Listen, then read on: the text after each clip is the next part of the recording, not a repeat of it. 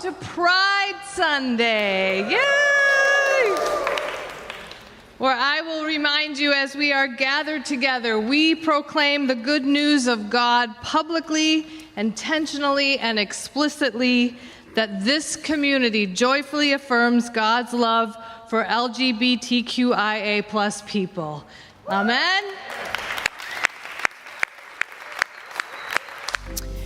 Today, on this last day of Pride Month, we light the peace candle for children and youth who were assigned a gender at birth and who know deep in their souls that that designation doesn't match who they are.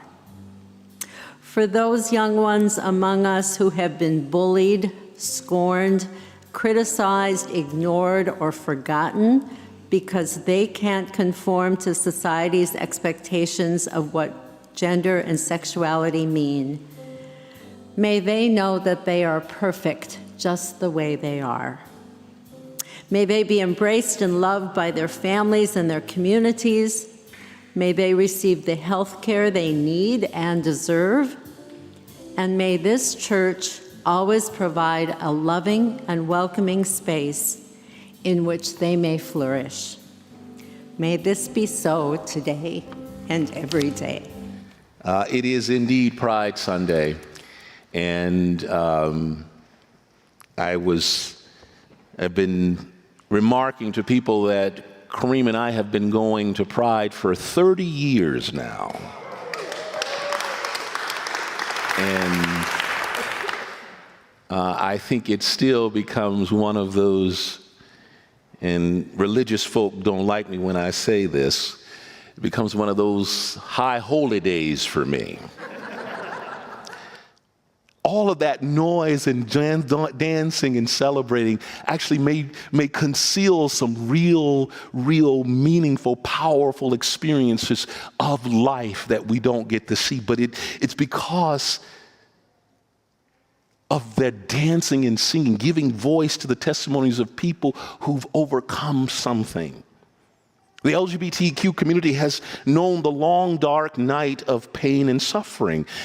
That community knows what it means to weep all night. You could ask, well, how do you know, preacher? I can tell you. I can tell you because I know who will be present at those pride parades, festivals, and events all over the country. I can tell you who will be rejoicing and dancing even through their tears. Who will be there? Those who have been rejected and abandoned by their families, communities, and churches because they are LGBTQ. Those who carry the trauma of the violent deaths of their friends because of their gender identity and expression. Those who carry the trauma and memory of those who died of AIDS. Those living with HIV and the stigma still attached with the diagnosis. Those who are still hiding parts of themselves from their families and friends and their jobs. Those who have an addiction because the only relief they could find from the hate and rejection came through abuse of deadly substances. Those who are in recovery from addiction will be there. Those survivors of dangerous conversion therapy imposed on them by their families and their churches. Those who are coping with the injustice of our legal system because of their sexual orientation or their gender identity, and those who have known only unconditional love of family and community. They all will be there. They will all be there, singing and dancing and rejoicing, because for this one moment, even though they carry the pain and struggle of it all, they will gather and testify to the power of love, grace, mercy, and beloved community. But for this morning, weeping has lingered all night long. But this morning, this day, I am rejoicing. I am dancing. I made it. They will hear the clarion call of the parade. Come on, get up, everybody, and dance.